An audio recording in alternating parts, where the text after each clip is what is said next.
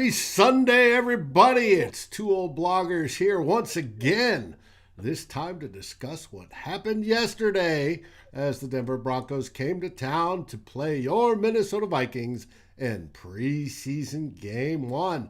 But first, the man of the hour. We have Mr. Darren Campbell from the frozen north. How you doing, Darren? Better than I was yesterday around this time. Really? I wonder why that is. It was tough to watch yesterday. Just a little bit. Even the preseason game, still tough to watch. And I'm wearing orange because we were the Broncos bitch yesterday. We were. Well, you wanted to talk about three things. First on that topic list was, is it time to panic? Seems a bunch of people across the web are starting to do that. Well, there's a lot of things we could talk about just from yesterday. The good news is probably no need to really focus on COVID or like the quarterback's COVID situation anymore. Not much talk about that, but really it isn't time to panic. And they're basically like Weatherly and Dantzler were the only guys playing yesterday at the beginning of the game who we'd expect to play any significant snaps if the starters are not, if there's not a lot of injuries or suspensions or COVID situation going on. And the Broncos went the other way. They played a lot of their starters for a good portion of the first half, and that's just the way it goes. But I guess what you would want to panic about is that I think the Vikings showed yesterday that I feel that they got a top-heavy roster, a lot of talent amongst the starters, but then after that, maybe we don't want to talk too much about it. I think that it was you would like in a game like this to see some players or some positives and some players really showing consistently that they've got the stuff that makes them either promising for the future or the present. And I didn't see really any of those things. About the only guy that could have been happy about what happened yesterday would be AJ Rose, because he put on he got basically a full game of tape to show to the whole NFL. So even if he doesn't make the Vikings, and I don't think he will, he's going to be on somebody's team, and I think either practice squad or the active roster come the start of the regular season, just with the amount of tape that he showed yesterday and showing that he was capable a running back, even against the ones. He wasn't spectacular, but positive runs just about most of every carry he got, and he's gonna get more opportunities in the next two games. And if he performs at that level, he'll be employed somewhere, which is good for him. For everybody else on the Vikings yesterday, not really much to good about. I mean, Chris Boyd made a nice pass defense. Janarius Robertson knocked down a pass late in the game. Patrick Jones had a tackle for a loss. Joseph made both field goals right up the middle, and that's about it as far as good stuff that I can think of. I guess Wyatt Davis too. He played well enough that I think that maybe I don't want to. We will talk about this later, but I think he played well enough that the Vikings will have to at least consider moving him up the depth chart at the right guard position. But with the lack of depth that the Vikings have in a number of positions, yesterday was just a little bit concerning for that way, because if certain guys go down in the linebacker spot or on the offensive line or at wide receiver, who's going to come in there and play capably to replace those starters that we lose? And during the year of injuries, eventually always bite you at some position. And yesterday we just didn't really see much of anything. Another big concern was just I don't care if it's starters, third stringers, fourth stringers, me playing out there. You want to see guys really firing to the ball. You want to see guys playing smartly. You want to see, some emotion. I thought the team would look really flat. The play calling was extremely boring and even more vanilla than I think you would expect a preseason to be. and dumb penalties. Tackling was terrible. I don't know. Like, Dave, am I wrong here? No, no, not at all. Are you aware that the Vikings have to cut down to 85 by Tuesday at 3 o'clock Central?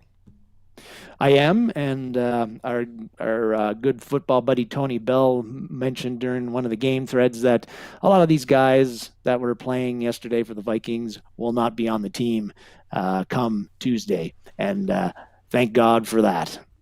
Hey, I want to acknowledge uh, Viking Jerome, Anthony, and Mary have joined us today, and they've all got some Thanks, good guys. input. I viewed yesterday, I thought yesterday was Mike Zimmer taking the tact of what was traditionally the fourth game of the preseason, where you throw in all the second, third, fourth stringers in to see who has the ability to possibly show something worth keeping. Do they flash and show potential, or do they just flame out under the lights? I think I think it's actually a smart move to do that. Not necessarily with the cuts ahead. We're only going to cut 5 people, and one or two of them may be to the pup type, injury reserve types. Maybe Kene Wangu being one of them, and he did what he did, but they didn't have, because they played this game, the first game, all those second, third stringers didn't have games 1 through 3 that they would have normally had some time with in the preseason to make up for some of those mistakes. There was a ton of them yesterday. Dorn missed on pass coverage. People weren't, the backup linebackers weren't hitting their assignments correctly. They were misreading, or they were slow. And as we'll get to later on the QBs, one of them was extremely slow processing things and getting up to NFL speed. It is what it is. And Joseph, I'm not going to forget you either. Thanks, But Joseph. if it's, I go ahead. No, I'm not panicking. It wasn't fun to watch yesterday, but it is preseason, and you gotta look at who we had out there and who the Broncos had out there for the most point. And I think the first half results kind of reflected what you would expect if starters are going against our second and in some case third stringers. And the Packers got stomped yesterday as well. I missed that. That's a bit of and good news. They lost to Houston like 26-7. Rodgers didn't play, and he won't play the whole preseason. A lot of first string QBs did not play at all yesterday, or played very little, which I think would be pretty standard for the first game. And we talked about this the past 2 shows, David. Just how are teams going to approach the 3-game preseason as opposed to the 4-game preseason, knowing that you've got 17 regular season games, 1 extra game of full real football with you're playing your starters and them having to take punishment for an extra game. Plus, if you make the playoffs beyond that, our team's going to really be conservative and rest their starters as much as they possibly can. And the Vikings in this first game took the extreme measure of basically resting almost every starter they could think of. And yeah, it was we when we found that out, I think half an hour or so before the game, I think we kind of thought that this game probably is going to not go that well, and it didn't. But I think the how badly it went was still a bit of concern, because some of these guys are going to have to play this year, and like Dantzler's going to have to play a lot, and he didn't really look all that great out there. And Troy Dye certainly didn't look very good to me. He looked about the same as he did last year, which is miss a lot of tackles, never really making any plays of substance. Again, like if the linebacker situation, we're looking for somebody we need some people who in the future are going to be possibly replace Anthony Barr if he flies the coop after next season. And Nick Vigil is a 1-year stopgap. Chaz Surratt, I thought, played okay, but it's hard to sometimes when it was kind of hard to tell at times too. Like the Broncos pretty much did all they wanted to do on offense until they put Rippon in the game. Right. I'm not panicking. It's just, but again, if your depth looks that bad, that is a concern. And it had obviously, and Mary touched on this, it had Mike Zimmer a little upset after the game that he didn't expect to see some of that play quality that he got, especially after scrimmaging against the Broncos the previous 2 days, or for 2 days during the week. And as one who's coached, not obviously at that level, but coached before, I can understand those sentiments. He needs to, however, I don't know if it's preparation or what. Everybody can have bad days. The moon could be out of phase, to quote a friend of ours. Whatever it is, he needs to have people ready to play. In the preseason, does it really matter? No. Nobody cares. It won't matter in the overall win-loss record and whether the Vikings make the playoffs or not. That starts in September. But does it to us fans looking for more grains of hope and knowing that if somebody does go down, say Anthony Barr gets injured for the 1,235th time and goes out, do we know we have a backup linebacker that can step in? Those are questions that answered yesterday were answered in the negative, and that is disheartening to most of us. Yeah, and a lot of the Vikings players, well, I shouldn't say a lot, but we've got several key players playing, particularly on defense this year, who are 1 year on 1 year contracts, and somebody's going to have to replace those guys. And if you drafted well the past, the last this draft and the draft before, you would expect that some of those guys are going to be the depth and are going to be replacing potentially guys like maybe Patrick Peterson or Xavier Woods or maybe even Anthony Barr, Nick Vigil, Sheldon Richardson, on it goes. And none of really very little flash yesterday. Like James Lynch was invisible. Armin Watts didn't play a whole lot, but again, the Broncos pretty much ran over our starting defense and did what they could ever wanted the whole game. If those guys are going to be replacing some of the 1 year players that we've got, then the future isn't looking all that great for the Vikings. But again, another offseason and Brzezinski does his salary cap magic and maybe it doesn't become an issue. But not really. Yeah, not a whole lot to write home about yesterday with the players that we saw. Yeah, but there were some standouts. Like you said, I think standouts is a pretty strong, generous, very generous way of putting it. I think, yeah. Did Patrick Jones look okay? I guess. I thought he flashed. Now he didn't come in and play until later in the game, but I thought he flashed for somebody that we didn't sort of expect. There was Chris Boyd, as you mentioned before, I thought had an outstanding game. There was even once we get to topic number 3, even Wyatt Davis, once he settled down and got rolled over the first couple of times, he was good. He was fine. There were, onesie twosies here and there, but it wasn't enough across the board to encourage people. And speaking of across the board, there was 2 players that we got to watch, particularly hoping to see certain things. They were Jake Browning, who started the game, and then Kellen Mond, who played the majority of it and finished it. What were your impressions there?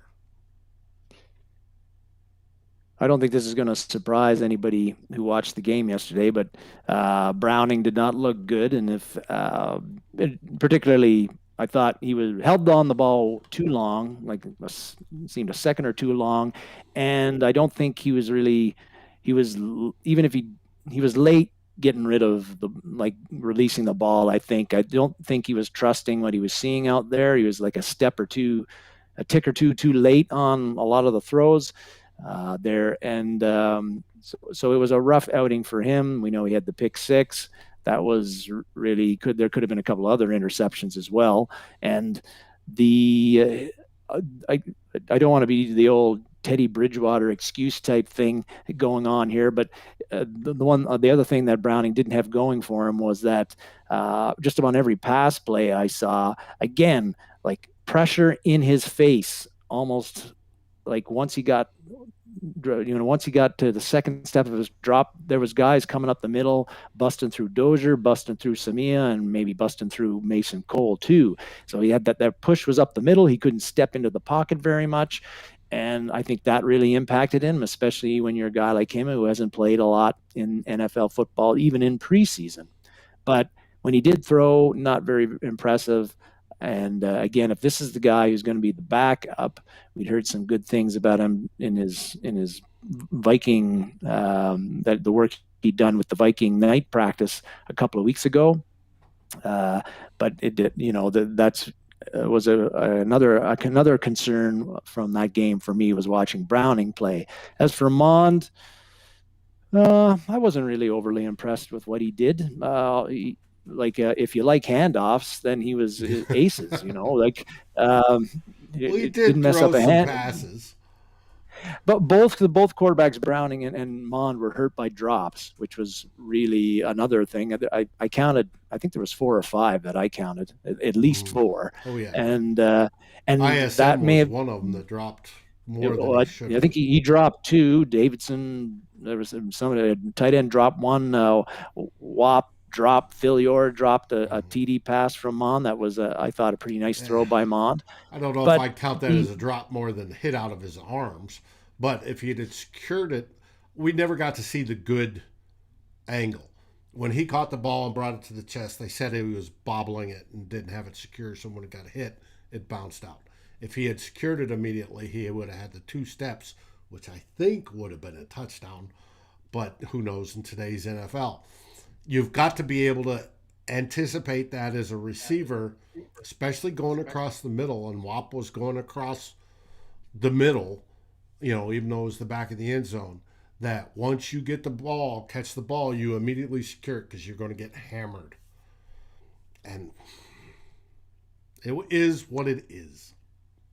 I thought Mond, I think the final stats for the Vikings quarterbacks was I think they 11 for 26 and not even 90 yards passing, the 1 pick 6. Not really great stuff to write home about it. And Mond didn't they only averaged about 3 yards per completion.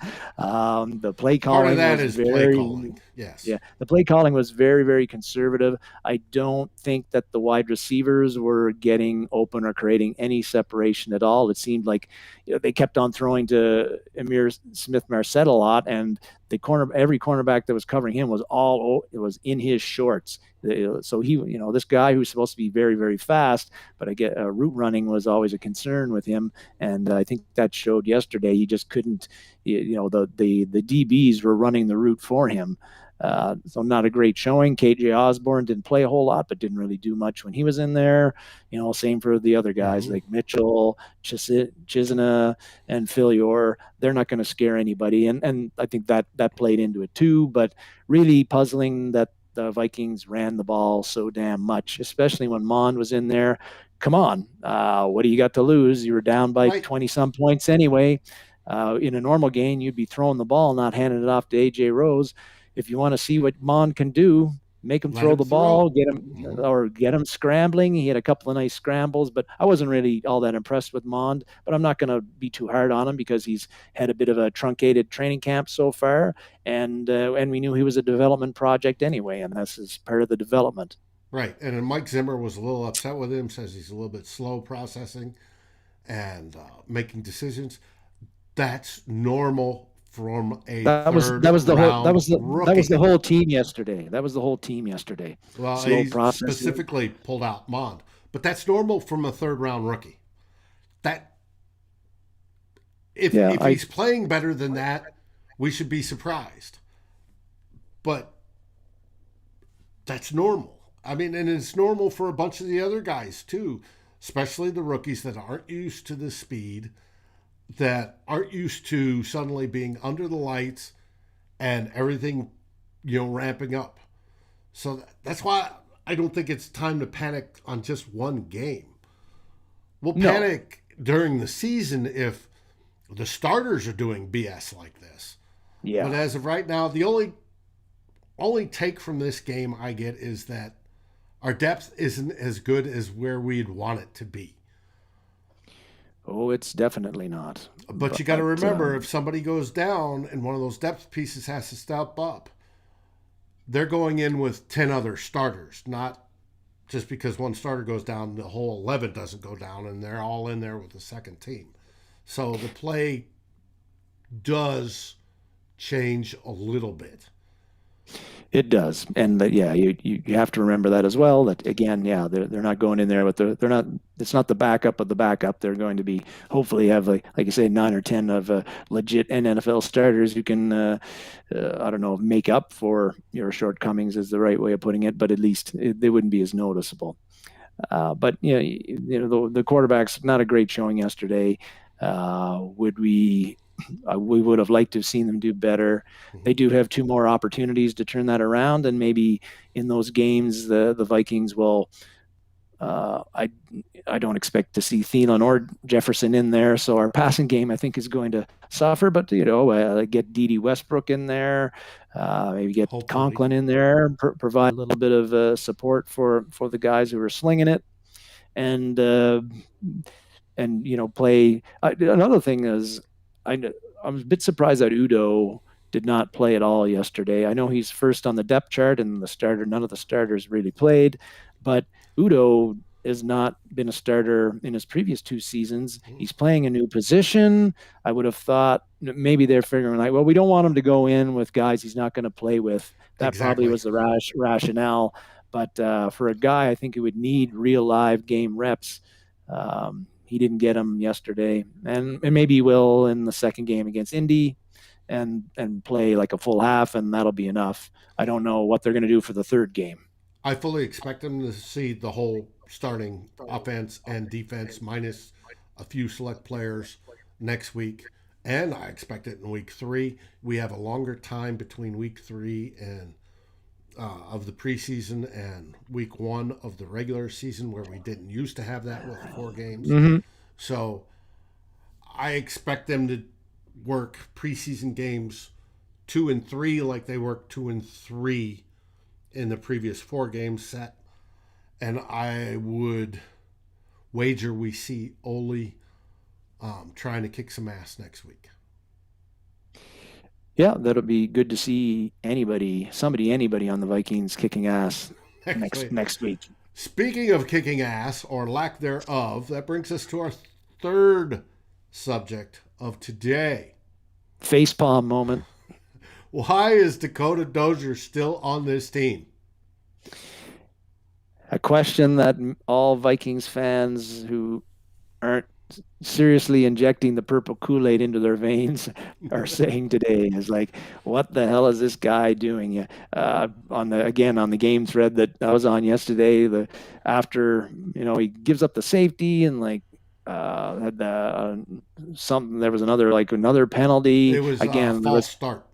False start. The second one. I thought it was 2 holdings, but it was a holding and a false start. Holding resulted in 2 points.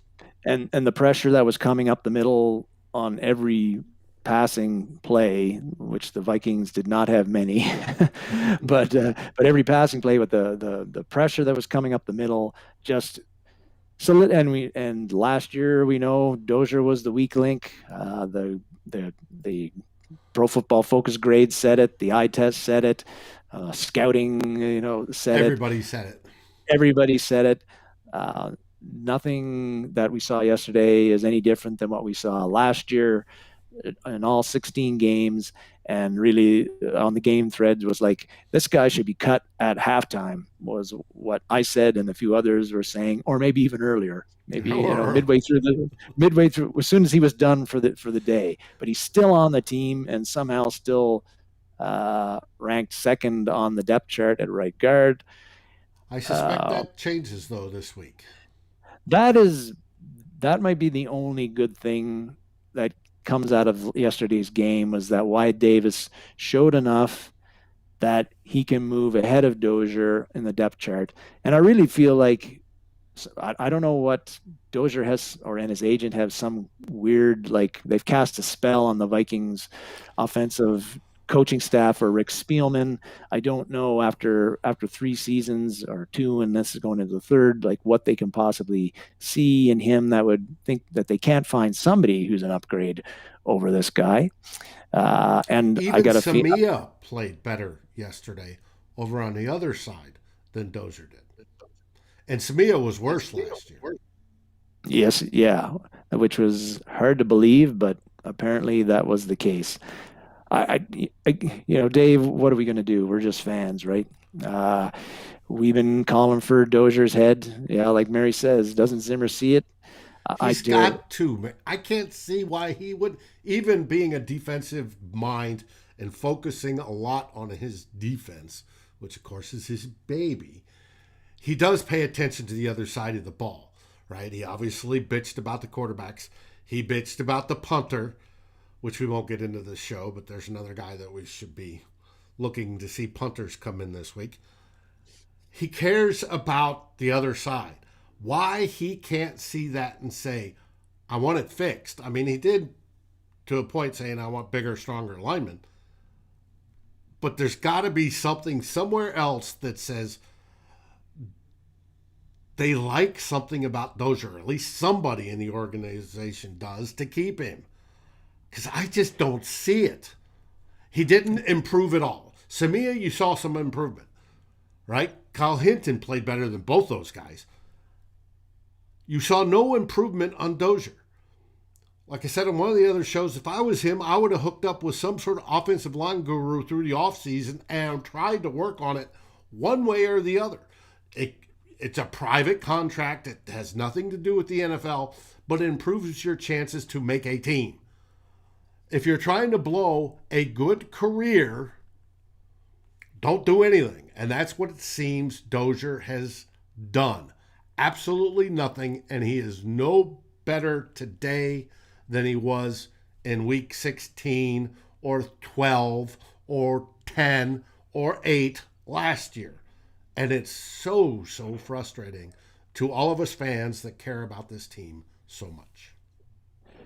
And yeah, I really want to see something done about this. And I don't think we're going to see anything done until, if we see anything done, it would seem like it'll be the last cut down.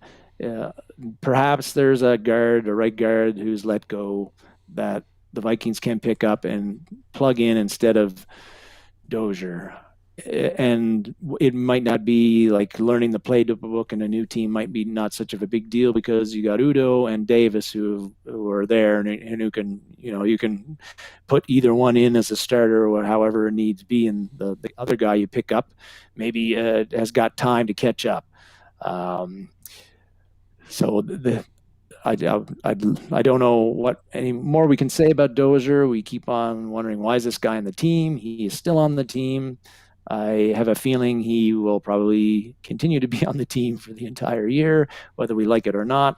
Hopefully he doesn't do any damage by not seeing the field. I think there's a good chance of that, especially if Davis can really show his stuff next game in whatever amount he plays and in the final third game. And when Udo, whenever he plays, if he shows that he's solid, he can handle the position, and Davis is ascending, then I think that means that Dozier is basically the odd guy out. He might still be on the team, but he'd be like a third stringer who might not even dress on game days. But the Vikings Zimmer likes his veterans. Even the offensive ones. I don't know. Mm. Trade for Riley Reef. That ship has sailed, Viking Yeah. Jerome. And Blake Brandel didn't do terribly yesterday. And he'll Hard to be, know. so. They, Um, it would, the interior rushers from the Broncos were getting in Browning and Mond's face so quickly, the tackles weren't even an issue. right. I found. That's sad. Raymond, welcome to the show. I don't think cap hit on Dozier means squat. They'll eat that if they have to. I don't think there's much anyways once they re-sign him. I think they signed him for minimums. So not a big deal. I don't think he's barely making over $1 million, isn't he? Mm-hmm.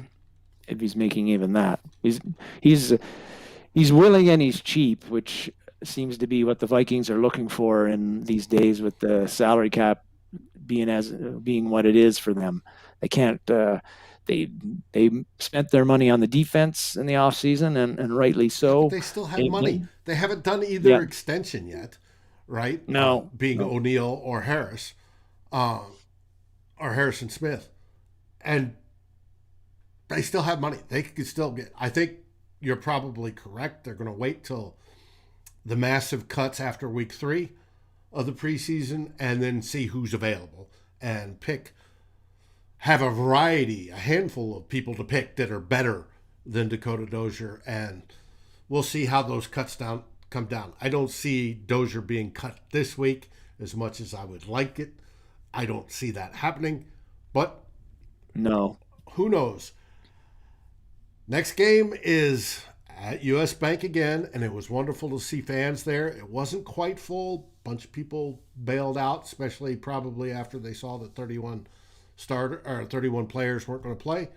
They just stayed at the tailgate. They didn't even bother going inside. They could have. It would have been more enjoyable. But it was good to see fans in the stands. Good to see the Skull chant once again. And it's wonderful that we have the potential of some more normal regular season football ahead. There was a lot of orange jerseys, a lot of orange shirts in the stands too of those that were there. It looked like it was about half Donkeys, half Vikings of the amount of people that were there. There was some. Broncos fans travel well, just like Vikings fans traditionally do. And it's not that far of it's not that. It's a day, or it's a single flight. It's nothing. So, with that, let's wrap up this show. Is there anything you'd like to tell the viewers? Come back next week. Hopefully, we'll have better things to say about the preseason game, and we'll see how the Vikings play this one and how the Colts play this one too, as far as how many starters play, how long they play, and what the level of competence is amongst the players who do play. There wasn't much competence showed yesterday on the Vikings side of things. And again, not going to panic too much. It's always aggravating during the actual game. You're like, what are these guys doing? Can't they do anything right? Come on, give us something to cheer about. But after the game, when you look at the level of competition, who was in there, who wasn't, not terribly upset, but still some concerns. But I think if you go into the Colts game and you play more of your starters, and the results are still quite similar, then maybe the panic button, I'm getting a little bit closer to pressing it, press the big red button. But, the Vikings, in all of Zimmer's time here, I'd be curious to kind of go back and see, but his preseason record is like outstanding. Like he's rarely lost. He's like gone a whole bunch of preseasons where the Vikings have gone like 4-0 or 3-1. And how many Super Bowls have we got to? 0. So maybe this year we go 1-2 or 0-3 or whatever. That doesn't really. I don't think it means very much if you're not playing the starters very much, and the other teams aren't playing the starters either. We know that the Vikings have a pretty good talent at the starter level, and that will be, I think, this team has a chance to be, a very good team. It's going to come down to, I think, injuries and, as usual, how well number 8 plays and how well I think the offensive line protects. I think maybe the last thing I want to say is I'm hoping in the Colts game, probably not, we're not going to see it, but there was we had no pass rush yesterday. None. I think I can't even, we barely put a finger on any of the Broncos quarterbacks.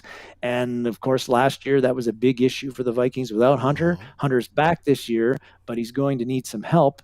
Who's going to help him? We still haven't got the answer to that question yet. And I hope next week and the following week, we get some of those answers. Is Weatherly, I think, is a known commodity, but not really a great commodity.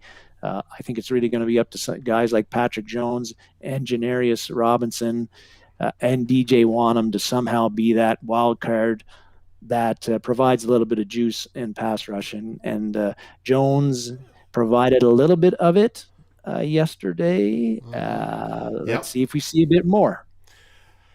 You know how many pressures we got yesterday? No idea, but it had to be very few. Yeah. 3. Who got them? The whole game. Believe it or not, Stephen Weatherly got 1, D.J. Wonnum got 1, and Miles Dorn got 1. Wonnum, he played 2 series, maybe? It didn't. He played 17 snaps. He and Weatherly both 17 snaps. So. I know that Burchich was on him kind of bad at the beginning of the games. The whole defensive line actually saying that they weren't, they were basically absorbing the offensive line's blocks and they weren't getting any push. They were getting pushed back a lot of times. And he mentioned Wonnum a couple of times needing to be stouter, when a tight end was blocking him and that sort of thing. I don't know where that pressure came from. I didn't see it, but anyway, I'm glad he got one. Who knows? And until then, enjoying the rest of the week with Climbing the Pocket. Our shows are full go on schedule. And until then, enjoy your afternoon and see you tomorrow at 8 p.m. Central. Skol, everybody! Skol, baby!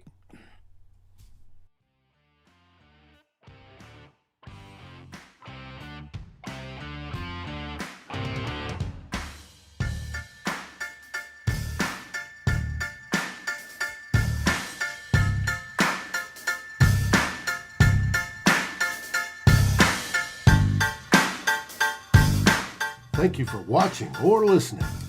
As always, if you like, subscribe, and ring the bell for notifications. And if you're listening to the podcast, please rate us on your favorite aggregator. Skol, everybody.